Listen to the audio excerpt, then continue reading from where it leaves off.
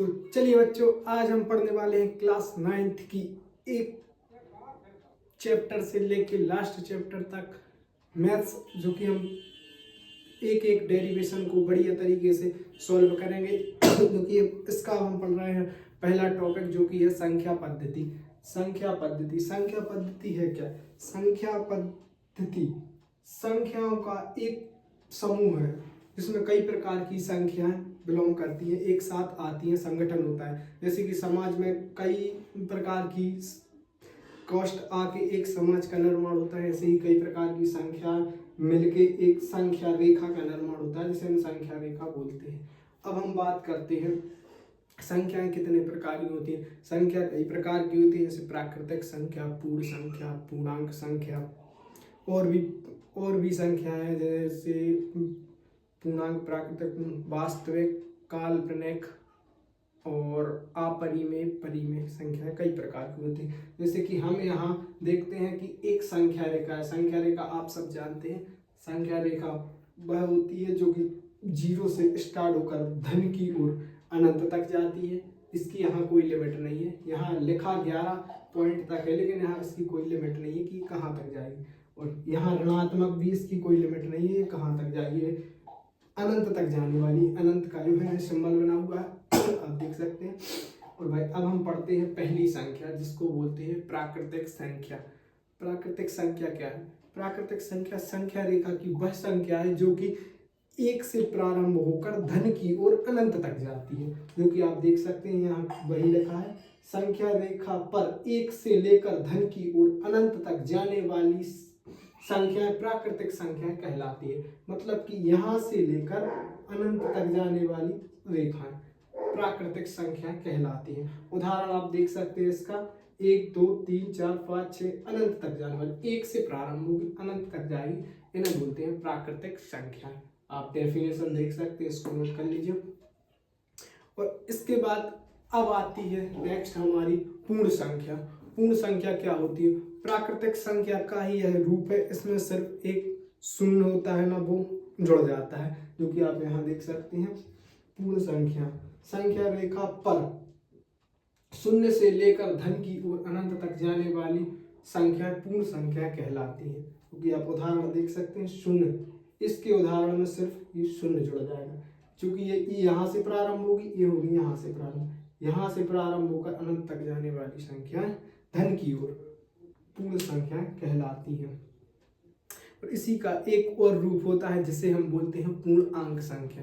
पूर्णांक मतलब पूर्ण में सिर्फ आप देख सकते हैं, पूर्ण में का कम है तो 0 जुड़ता है, और जहां एक पूर्णांक बनता है तो ऋणात्मक संख्याएं जुड़ जाती हैं। अगर शब्द छोटा है तो सिर्फ 0 जुड़ेगा, और शब्द 3 शब्द का हो गया तो तीनों जुड़ जाएंगे। समझने का एक तरीका है छोटा सा, जो कि ना कंफ्यूजन रहता है पूर्ण और पूर्णांक में। पूर्ण में सिर्फ 1 और 2, तो 2 शब्द से बनता है पूर्ण, और ऋणात्मक, शून्य और धनात्मक तीनों जुड़ के 3 अंक का बनता है पूर्णांक। जो कि पूर्णांक संख्या की परिभाषा यह है कि संख्या रेखा पर ऋणात्मक और पूर्ण संख्याओं को, ऋणात्मक और पूर्ण संख्याओं से मिलकर बनने वाली संख्या पूर्णांक संख्या कहलाती है। ऋणात्मक और संख्या रेखा पर ऋणात्मक और पूर्ण संख्याओं से, सॉरी यहाँ गलत लिख गया है,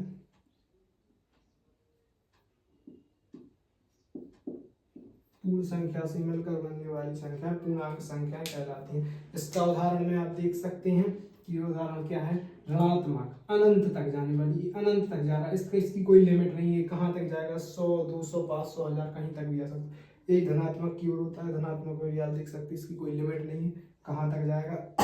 तो ये हो गई हमारी तीनों संख्याएं। इसके बाद एक और आती है, चलिए तो इसके बाद है कुछ संख्या और है जो कि आप देख सकते हैं, हमने यहाँ बोर्ड पर लिख दी है। हमने अभी पढ़ी थी प्राकृतिक, पूर्ण और पूर्णांक। इसके बाद कुछ संख्याएं और आती हैं, जैसे कि एक संख्या है, ये है संख्या रेखा की ही संख्या है, लेकिन ये हमें प्रत्यक्ष रूप से नहीं दिखाई देती, जो कि हम यहाँ देख सकते हैं। एक संख्या है परिमेय संख्या। परिमेय संख्या एक ऐसी संख्या है जिन्हें हम, इसकी पहले तो बात करते हैं इसकी परिभाषा की। परिमेय संख्या वह संख्या है जिन्हें हम P/Q के रूप में लिख सकते हैं। वह p और q एक पूर्ण संख्या है, मतलब यह एक पूर्ण संख्या है p और q, और हम p बटे q के रूप में लिख सकते हैं। और एक और नियम है जो कि है यहाँ q बराबर नहीं है 0। तो डेफिनेशन आपने देख ली। वह संख्या रेखा की कुछ ऐसी संख्या जिन्हें हम p बटे q के रूप में लिख सकते हैं और q बराबर नहीं है 0, उन्हें p और q पूर्णांक है। तो आप परिमेय संख्या की डेफिनेशन से तो आप परिचित हो ही गए होंगे। अब बात करते हैं हम अपरिमेय संख्या। अपरिमेय संख्या, इसकी डेफिनेशन देखते हैं। अपरिमेय संख्या वह संख्या है जिन्हें हम p बटे q के रूप में नहीं लिख सकते और इनका दशमलव प्रसार शांत नहीं होता है। दशमलव प्रसार मतलब कि हम किसी भी संख्या को भाग देते हैं किसी भी संख्या से किसी भी संख्या में, तो कुछ संख्याएं ऐसी होती हैं जिनका हम भाग बार बार देते जाते हैं, दशमलव आता है, फिर संख्या रिपीट होती है, फिर संख्या रिपीट होती है, फिर शून्य आता है, फिर संख्या रिपीट होती है।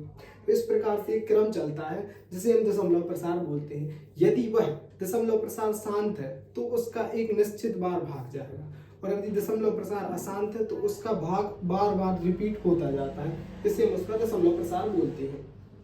आप समझ सकते हैं।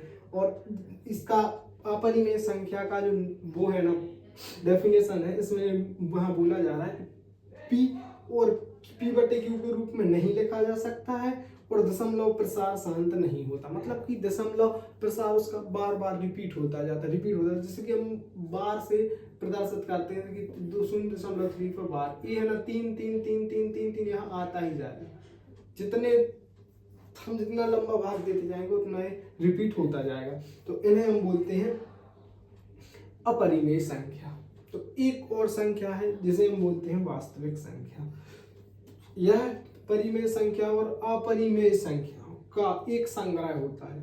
वास्तविक संख्या वह संख्या है जिसे हम परिमेय और अपरिमेय संख्याओं को मिला दें। अगर हम दोनों को मिला दें तो वह मिलने वाली जो एक संख्या बनेगी उसे हम वास्तविक संख्या बोलेंगे। वास्तविक संख्या के उदाहरण में आप देख सकते हैं, मतलब कि जैसे इसके ये उदाहरण हो गए 1/2, 3/4, 5/6, और अपरिमेय संख्या के उदाहरण भी आप देख सकते हैं जैसे कि ये लिखे हुए हैं। इनको मिला के हम जो बना दें तो हम इनके उदाहरण भी बना सकते हैं। तो ये हो जाएंगे हमारी वास्तविक संख्या। और सबसे लास्ट में आती है हमारी काल्पनिक संख्या। काल्पनिक संख्या की डेफिनेशन आप देख सकते हैं। यह एक ऐसी संख्या होती है जिनका वर्ग करने पर एक ऋणात्मक संख्या प्राप्त होती है। यह एक ऐसी संख्या होगी जो उनका हम वर्ग करेंगे तो एक ऋणात्मक संख्या आएगी, चाहे वो संख्या कोई भी हो पर उसका वर्ग करने पर एक ऋणात्मक संख्या प्राप्त होगी। जैसा कि हम समझ सकते हैं कि उदाहरण के लिए ऋण 3 पे रूट लगा दो, इसका यदि हम वर्ग करेंगे तो रूट और एक कट जाएगा, -3 आ जाएगा, तो ये ऋणात्मक संख्या। जब एक रूट लगाने के बाद एक ऋणात्मक संख्या आए तो उन संख्याओं को हम बोलेंगे काल्पनिक संख्या, क्योंकि उनका मान काल्पनिक होगा, कोई निश्चित नहीं होगा। तो ये थी हमारी संख्या रेखा की सभी संख्याएं जिनसे कि हमने आपको परिचित करा ही दिया है। तो इस छोटी सी वीडियो में आपको कुछ सीखने के लिए मिला हो तो वीडियो को लाइक और चैनल को सब्सक्राइब कर लेना। मिलते हैं छोटी सी ऐसी ही और नई वीडियो में, तब तक के लिए बाय बाय।